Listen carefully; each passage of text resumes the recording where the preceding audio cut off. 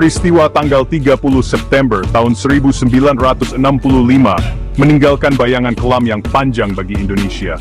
Malam itu penuh kekerasan dan kekacauan yang selamanya mengubah arah sejarah bangsa.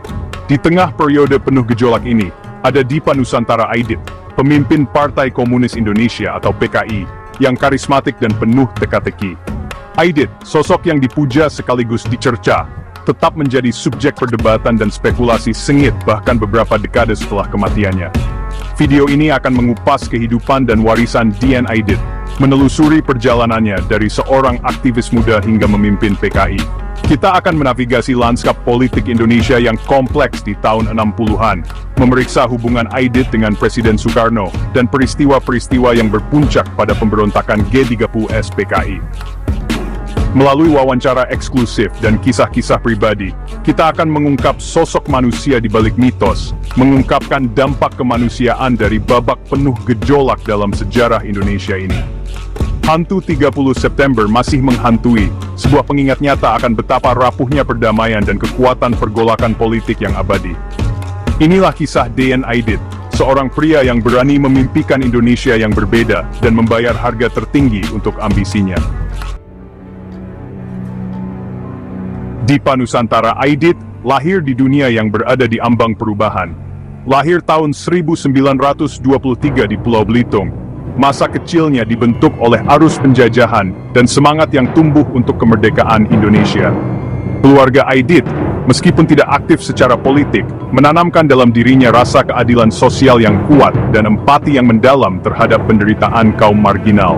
Rasa ingin tahu Aidit membuatnya melahap buku-buku dan terlibat dalam debat yang penuh semangat dengan teman-temannya.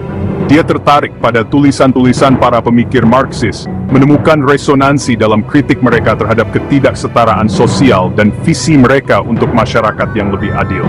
Sebagai mahasiswa di Jakarta, kesadaran politik Aidit berkembang. Dia menyaksikan secara langsung perbedaan mencolok antara elit kolonial Belanda dan rakyat Indonesia yang berjuang. Pengalaman ini memicu keinginannya untuk perubahan radikal dan membawanya bergabung dengan Partai Komunis Indonesia atau PKI pada tahun 1943.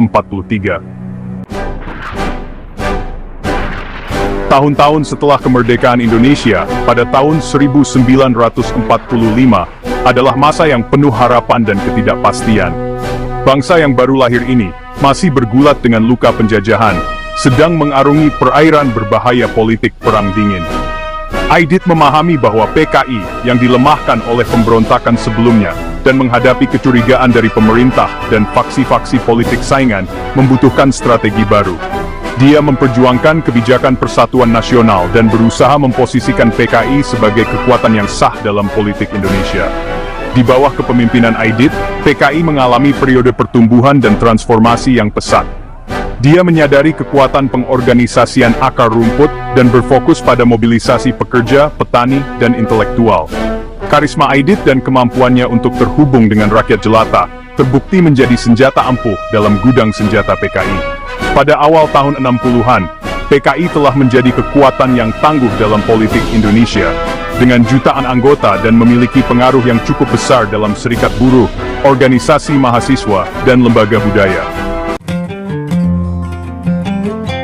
Masa jabatan Dian Aidit sebagai pemimpin PKI menandai era yang berbeda dalam sejarah partai. Masa operasi rahasia dan pemberontakan bersenjata telah berlalu.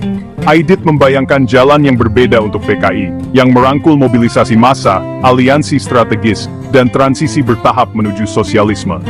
Di bawah bimbingan Aidit, PKI menanggalkan citranya sebagai kelompok pinggiran yang radikal dan muncul sebagai aktor politik yang kuat. Partai ini membangun jaringan organisasi afiliasi yang luas, menjangkau jauh ke dalam masyarakat Indonesia. Dari serikat petani hingga kelompok perempuan dan perkumpulan mahasiswa, pengaruh PKI tidak dapat disangkal. Strategi Aidit meluas melampaui pengorganisasian akar rumput. Dia menyadari pentingnya membina hubungan dengan tokoh-tokoh kunci di pemerintahan Indonesia, terutama Presiden Soekarno. Soekarno, seorang pemimpin karismatik dengan ideologi anti-imperialisnya sendiri, melihat PKI sebagai sekutu potensial dalam mengejar kemerdekaan nasional dan prestis internasional. Namun, aliansi ini bukannya tanpa kompleksitas dan kontradiksi.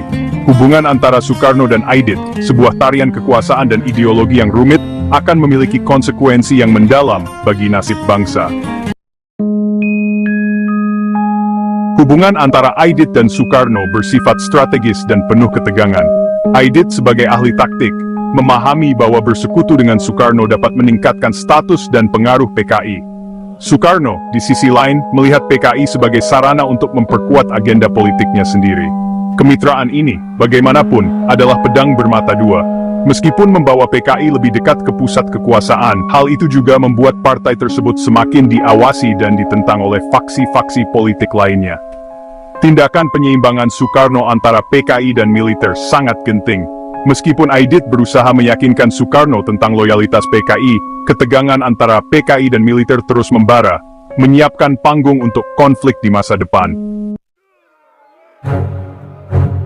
Malam tanggal 30 September tahun 1965 akan menjadi titik balik dalam sejarah Indonesia. Dikenal sebagai Malam Para Jenderal, peristiwa ini menyaksikan penculikan dan pembunuhan 6 perwira tinggi militer Indonesia. PKI dengan cepat dituduh mendalangi upaya kudeta yang menyebabkan tindakan keras brutal terhadap partai dan para pendukungnya. Aidit, yang telah menjadi tokoh sentral dalam kebangkitan PKI, mendapati dirinya dalam posisi genting.